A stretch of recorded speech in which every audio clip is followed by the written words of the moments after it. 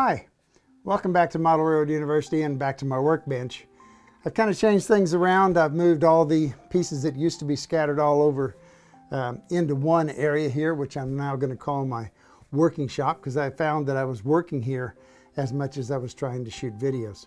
So welcome to the new arrangement. We'll do a tour of this on one of the future videos. But for right now, I want to talk about a problem. I was showing the railroad to a friend of mine the other day, and we accidentally bumped a car and knocked this guy, which is a really kind of a favorite of mine, onto the floor, which is about a 3-foot drop or about 150 scale feet.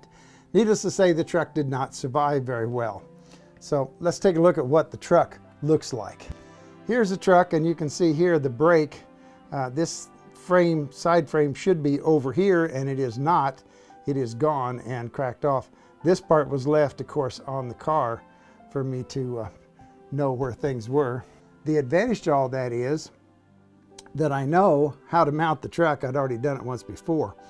And so let's take a look. And that's the car as it is. This one is an S-scale car, had a reel on top of it. I have it as a straight depressed center flat car. I had already changed out the couplers to ON3. I'd taken off the S-scale American Flyer trucks. These are the KD ON3 couplers, mounted on a brass plate with a spacer here to get them up to the right size on both ends. And I had already replaced with the Bachmann Vulcan trucks, the trucks on here to make it ON30. So I took a truck out of another package. Didn't need the bolster because I'd already done that. One thing that I did have to my advantage, and I think you need it too, is a workspace to work on. These are pieces of foam that I used to pad the railroads that I delivered when Fred and I were building railroads all over the country. We'd pad our modules with these in the trucks to keep them from being damaged. So have a bunch of these work surfaces around, and these are really nice because in this case, on the S-scale car, the brake rods here, which they don't have any wheels on, I'll have to replace that too. But the brake rods are about a 16th inch steel pin. And it's really nice because this foam is really soft, so you can just plunge it in there and the car stays nice and tight on your work surface where you can work on it. Okay, so we're back. We're on the pad here, and I already have the replacement truck ready to go with the screw in it. I know that a couple of washers are needed in order to space this truck up to the right height to equal the other one. Also, the other problem I had that I discovered when I went to take the old truck off, the broken one, was I had a dowel pin in this bolster hole, and the screw had been wobbled when it hit. Did take a pretty good bounce, I think. So I drilled out the wooden peg, put a new wooden peg in, crazy glued it in, and I've re-drilled it back so that it is centered. So we'll put our two spacer washers on there, adjust them a little bit, so maybe they're in the right spot, and then use the screw to kind of hold things. There we go. And we'll start that in. Now I want to talk real quickly. I really admire a lot of people in the hobby, but a few of them I really consider to be geniuses because they came up with ideas long before anybody else thought about it. One of them was John Armstrong, and he came up with the idea of tripoding a car. And by tripoding, he meant that if you have both trucks solidly attached to the car, then wherever the track goes, the car is going to wobble and go. The other more serious problem is that if they are both attached so all they can do is swivel horizontally, if my track dips, one of those wheels is for sure going to find its way out and you're going to have a derailment.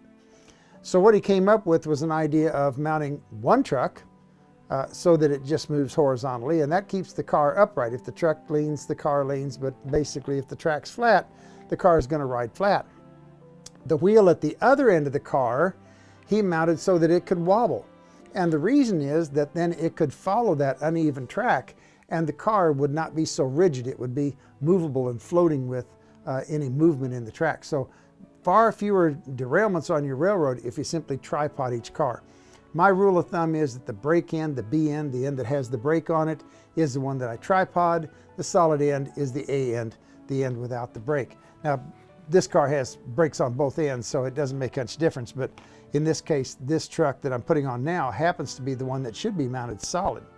So I'm going to adjust this screw by screwing it in and This takes a little bit of finesse, but doesn't look like I'm finessing it, but I am.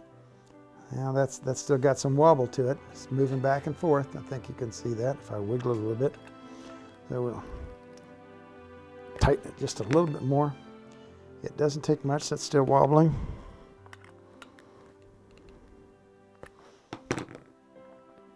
That's much better. It's moving. It does have to move freely side to side, but we just don't want it to wobble. So lots of times just 1/100th of a turn is all it takes to get it to where it moves freely, but yet doesn't wobble. Takes a little bit of playing to get it that way, but that's not bad. And it's not wobbling. So that's pretty good. We've got a car now that we can use. Put that over out of the way. And this car should roll very, very well. Now, I would always go back and check the KD gauge and make sure that things line up and that they're perfect. In the meantime, fix your cars, the ones that you need to, and go out to your railroad room and let your trains put a smile on your face.